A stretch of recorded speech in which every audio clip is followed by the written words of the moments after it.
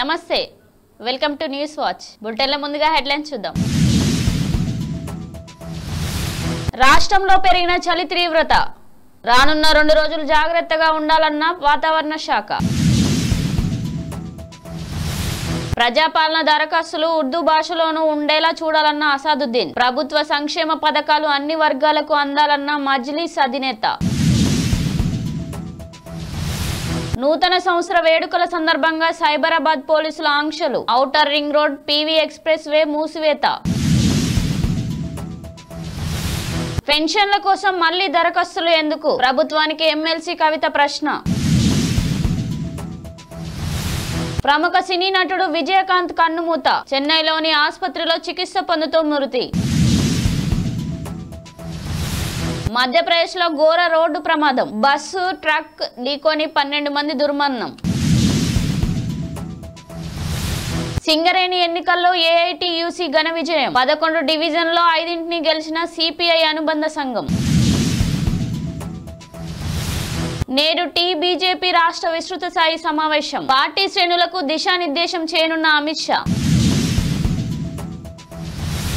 మూడోసారి వాయిదా పడ్డ టీఎస్పీఎస్సీ గ్రూప్ 2 పరీక్ష. తదుపరి తేదీలను ప్రకటిస్తామని వెల్లడించిన టీఎస్పీఎస్సీ అధికారులు. టీమిండియాపై దక్షిణాఫ్రికాకు స్వల్ప ఆధిక్యం. ఎల్గర్ అజయ్ శతకం.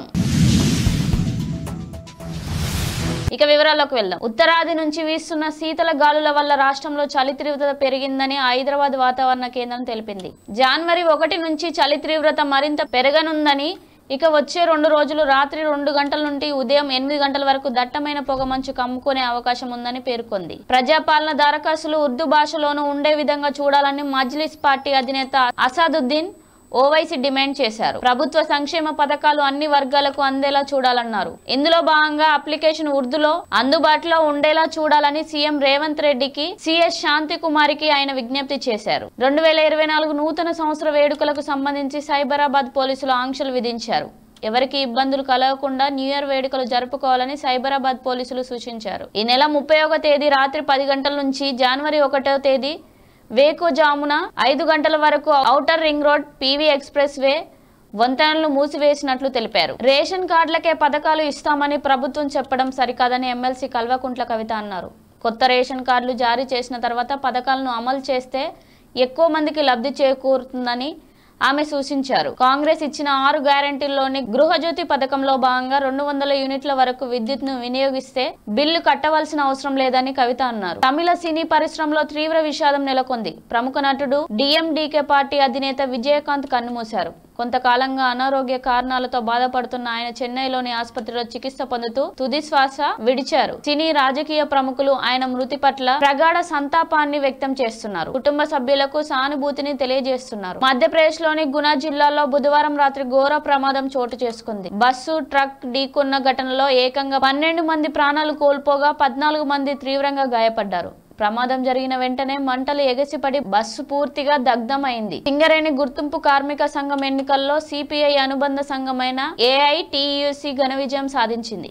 మొత్తం 11 డివిజన్లకు ఎన్నికలు జరగగా 5 గెలుచుకుంది. అన్ని డివిజన్లో కలిపి 3000 పైచీలకు మెజారిటీ సాధించింది. కేంద్ర హోం మంత్రి అమిత్ షా నేడు హైదరాబాద్ కు రానున్నారు. ఔటర్ రింగ్ రోడ్డు సమీపంలో కొంగర కలాన్లో ఈ రోజు బీజేపీ రాష్ట్ర విస్తృత స్థాయి సమావేశాన్ని నిర్వహిస్తున్నారు. అనంతరం చార్మినార్ భాగ్యలక్ష్మి ఆలయానికి వెళ్లి అమిత్ షా ప్రత్యేక పూజలు నిర్వహిస్తారు. టీఎస్పీఎస్సీ కీలక నిర్ణయం తీసుకుంది. జనవరి 6, 7 తేదీల్లో జరగాల్సిన గ్రూప్ 2 పరీక్షను వాయిదా వేసింది. ఈ మేరకు బుధవారం రాత్రి ప్రకటించింది. పరీక్ష నిర్వహించనున్న తేదీలను తర్వాత ప్రకటిస్తామని తెలిపింది. స్వదేశంలో భారత్ తో జరుగుతున్న తొలి టెస్టులో దక్షిణాఫ్రికా 2వ రోజు స్పష్టమైన ఆధిపత్యాన్ని ప్రదర్శించింది.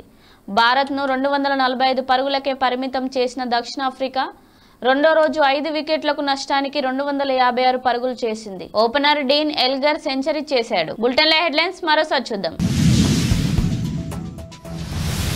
రాష్ట్రంలో పెరిగిన చలి తీవ్రత రానున్న 2 రోజులు జాగ్రత్తగా ఉండాలన్న వాతావరణ శాఖ. ప్రజాపాలన దరఖాస్తులు ఉర్దూ భాషలోనూ ఉండేలా చూడాలన్న అసాదుద్దీన్. ప్రభుత్వ సంక్షేమ పథకాలు అన్ని వర్గాలకు అందాలన్న మజ్లిస్ అధినేత. నూతన సంవత్సర వేడుకల సందర్భంగా సైబరాబాద్ పోలీసుల ఆంక్షలు. Outer ring road, PV expressway మూసివేత. పెన్షన్ల కోసం మళ్లీ దరఖాస్తులు ఎందుకు? ప్రభుత్వానికి ఎమ్మెల్సీ కవిత ప్రశ్న. ప్రముఖ సినీ నటుడు విజయకాంత్ కన్నుమూత. చెన్నైలోని ఆసుపత్రిలో చికిత్స పొందుతూ మృతి. మధ్యప్రదేశ్లో ఘోర రోడ్డు ప్రమాదం. బస్సు ట్రక్ ఢీకొని 12 మంది దుర్మరణం. సింగరేణి ఎన్నికల్లో ఏఐటీయూసీ ఘన విజయం. 11 డివిజన్లో 5 గెలిచిన సిపిఐ అనుబంధ సంఘం. నేడు బీజేపీ రాష్ట్ర విస్తృత స్థాయి సమావేశం. పార్టీ శ్రేణులకు దిశానిర్దేశం చేయనున్న అమిత్ షా. మూడోసారి వాయిదా పడ్డ టీఎస్పీఎస్సీ గ్రూప్ 2 పరీక్ష. తదుపరి తేదీలను ప్రకటిస్తామని వెల్లడించిన టీఎస్పీఎస్సీ అధికారులు. టీమిండియాపై దక్షిణాఫ్రికాకు స్వల్ప ఆధిక్యం. ఎల్గర్ అజేయ శతకం. ఇది వాళ్ళ బులెటిన్ అప్డేట్స్. చూస్తూ ఉండండి న్యూస్ వాచ్.